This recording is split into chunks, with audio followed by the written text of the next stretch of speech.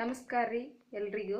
ಇವತ್ತು ನಾನು ಉತ್ತರ ಕರ್ನಾಟಕದ ಸ್ಪೆಷಲ್ ಆಗಿ ಅದು ಮೊಹರಂ ಹಬ್ಬದೊಳಗೆ ನಾವು ಮಾಡುವಂಥದ್ದು ಮಾದ್ಲಿ ಅಂತೇಳಿದು ಭಾಳ ಚೆನ್ನಾಗಿರುತ್ತೆ. ಉದ್ರಾಗಿ ಈ ಥರ ಇದು ಗೋಧಿ ಹಿಟ್ಟು ಮತ್ತು ಕಡಲೆಬೇಳೆಯಿಂದ ಎರಡೇ ವಸ್ತುಗಳಿಂದ ಮಾಡ್ಬೋದು ಅಂತ ಸಿಹಿದು ಭಾಳ ಟೇಸ್ಟ್ ಇರುತ್ತೆ ರೀ. ಒಮ್ಮೆ ಟ್ರೈ ಮಾಡಿರಿ. ನೀವಿನ್ನೂ ನನ್ನ ಚಾನಲ್ ಸಬ್ಸ್ಕ್ರೈಬ್ ಮಾಡಿಲ್ಲ ಅಂದ್ರೆ ಸಬ್ಸ್ಕ್ರೈಬ್ ಮಾಡ್ಕೊಳ್ಳಿ. ಚೆನ್ನಾಗಿದ್ರೆ ಕಮೆಂಟ್ ಮಾಡಿ. ಇದಕ್ಕೆ ಬೇಕಾಗಿರೋದು ನಾನು 1 kg ಗೋಧಿಗೆ ಅರ್ಧ kg ಕಡಲೆಬೇಳೆ ತೊಗೊಂಡು, ಯಾಕಂದ್ರೆ ಇಲ್ಲಿ ನಾನು ಜಾಸ್ತಿ ಮಾಡೋದ್ರಿಂದ ನಾನು 1 kg ಗೋಧಿ ಹಿಟ್ಟು ಮತ್ತು ಅರ್ಧ kg ಕಡಲೆಬೇಳೆ ಇವೆರಡೂ ನಾನು ಗಿರ್ನಿಗಾಲೆ ಹಿಟ್ಟು ಹಾಕಿಸ್ಕೊಂಬಂದೀನಿ. ನೀವು ಸ್ವಲ್ಪ ಮಾಡ್ತಿದ್ರೆ ಸ್ವಲ್ಪ ಮಾಡ್ಬೋದು.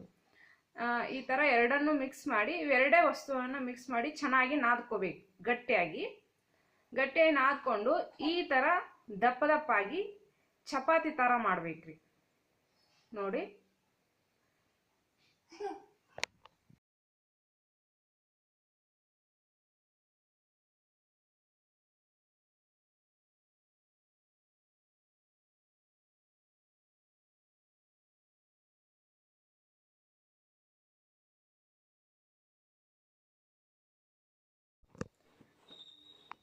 ಇದಕ್ಕೆ ನಾವು ಅವೆಲ್ಲ ರೊಟ್ಟಿ ಮಾಡಿದ ನಂತರ ಅವೆಲ್ಲ ಆರಿದ ನಂತರ ಇದಕ್ಕೆ ನಾವು ಮಾದ್ಲಿ ತಿಕ್ಕು ಮನಿ ಅಂತ ಕರಿತೀವಿ. ಈ ನಿಮ್ಮ ಮಾದ್ಲಿ ತಿಕ್ಕು ಮನಿಯೊಳಗೆ ನೀವು ಈ ಥರ ಎಲ್ಲ ರೊಟ್ಟಿಯನ್ನು ತಿಕ್ಕಬೇಕ್ರಿ. ತಿಕ್ಕಿದ್ರೆ ಅದೆಲ್ಲ ಪುಡಿ ಅಂತದು ಕೆಳಗಡೆ ಸ್ಟೋರ್ ಆಗುತ್ತೆ. ಅದನ್ನು ನಾವು ಬಳಸ್ಕೋಬೇಕು. ಇದು ನೀವು ನಮ್ಗೆ ಈ ಥರ ಮನಿ ಇಲ್ಲ, ನಮ್ಗೆ ತಿಕ್ಕಾಕಿಲ್ಲ ಅನ್ನೋರು ನೀವು ಮಿಕ್ಸರ್ಗೆ ಹಾಕ್ಬೋದು, ಏನೂ ಆಗೋದಿಲ್ಲ. ಇದು ಆಪ್ಷನ್ ಅಷ್ಟೇ. ನೀವು ಮಿಕ್ಸಿಗೆ ಸಣ್ಣಗೆ ಮಾಡಿಕೊಂಡು ಅದು ಪುಡಿ ಆಗುತ್ತೆ. ಯಾಕಂದರೆ ಎಲ್ಲ ರೊಟ್ಟಿ ಆರಿದ ತಕ್ಷಣ ಮಾಡಬೇಕು. ಬಿಸಿ ಇತ್ತಂದ್ರೆ ಗಟ್ಟಿ ಆಗಿಬಿಡುತ್ತೆ, ಅದೆಲ್ಲ ಉಂಡೆ ಟೈಪ್ ಆಗುತ್ತೆ. ಆ ಥರ ಆಗಬಾರ್ದು. ಅದಕ್ಕೆ ನೀವು ಆರಿಂದ ನೀವು ಮಿಕ್ಸರ್ಗೇನೂ ಹಾಕ್ಬೋದು. ನಾವಿಲ್ಲೇ ಈ ಮನಿ ಇರೋದ್ರಿಂದ ನಾವು ಯಾವಾಗಲೂ ಈ ಮನಿ ಒಳಗೆ ತಿಕ್ತೀವಿ, ರುಚಿ ಚೆನ್ನಾಗಿರುತ್ತೆ ಅಂತೇಳಿ. ಇವೆಲ್ಲ ನೋಡಿ ರೊಟ್ಟಿ ಇನ್ನೂ ಸುಡ್ತಿದೆ, ಅದನ್ನು ನಾವು ತಿಕ್ತಾ ಇದ್ದೀವಿ. ಯಾಕಂದ್ರೆ ಇದ್ರೊಳಗೆ ಜಲ್ದಿ ಸಣ್ಣ ಆಗಿಬಿಡುತ್ತೆ. ಅವಾಗ ಈ ಥರ ನೋಡ್ರಿ, ನಾವೇನು ತಿಕ್ಕಿದ್ವಲ್ಲ ಅದೆಲ್ಲ ಕೆಳಗಡೆ ಸ್ಟೋರ್ ಆಗಿತ್ತು. ಅದು ಇದು ಅದೆಲ್ಲವನ್ನು ನಾವು ಒಂದು ಪುಟ್ಟಿಗೆ ಹಾಕ್ಕೊಂಡು, ನಾನು ಇದಕ್ಕೆ 1 kg ಅಷ್ಟು ಬೆಲ್ಲ ಹಾಕಿದ್ದೀನಿ. ನೀವು ಬೆಲ್ಲ ಜಾಸ್ತಿ ಬೇಕಂದ್ರೆ ಇನ್ನೂ ಜಾಸ್ತಿ ಹಾಕೋಬೋದು.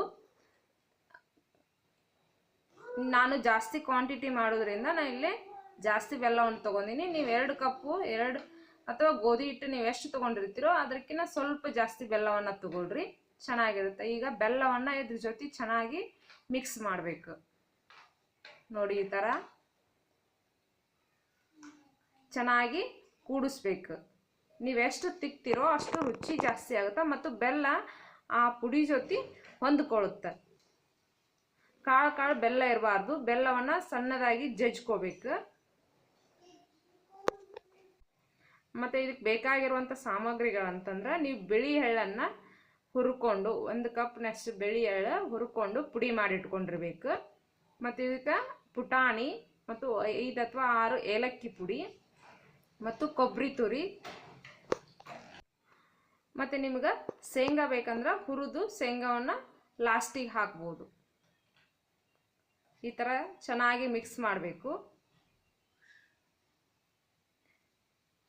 ನೀವು ಮಕ್ಕಳಿಗೆ ಸಾಯಂಕಾಲ ಸ್ಕೂಲಿಂದ ಬಂದ ತಕ್ಷಣ ಇದನ್ನ ಉಂಡಿ ಟೈಪ್ ಮಾಡಿಕೊಟ್ರೆ ಅವರು ಆಟ ಆಡ್ಕೊತಾನೂ ತಿನ್ಬೋದು. ಭಾಳ ರುಚಿಯಾಗಿರುತ್ತೆ. ಅವ್ರ ಮಕ್ಕಳನ್ನು ಇಷ್ಟಪಡ್ತಾರೆ, ದೊಡ್ಡವರು ಇಷ್ಟಪಡ್ತಾರೆ.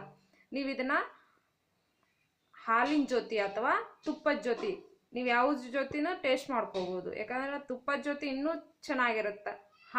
ಬಿಸಿ ಹಾಲು ಅಥವಾ ತುಪ್ಪ ಎರಡನ್ನೂ ಮಿಕ್ಸ್ ಮಾಡಿ ಅಂದ್ರೆ ಭಾಳ ರುಚಿ ಟೇಸ್ಟ್ ಬರುತ್ತೆ ಇದು. ಇದಕ್ಕೆ ನಾನು ಬಿಳಿ ನೋಡಿ ಎಳ್ಳು ಹುರಿದಿಟ್ಕೊಂಡು ಪುಡಿ ಮಾಡಿದ್ದೆ, ಆ ಪುಡಿಯನ್ನು ಮಿಕ್ಸ್ ಮಾಡ್ತಾ ಇದ್ದೀನಿ. ಮತ್ತು ಏಲಕ್ಕಿ ಪುಡಿ ಮತ್ತು ಪುಟಾಣಿ ಮತ್ತು ಕೊಬ್ಬರಿ.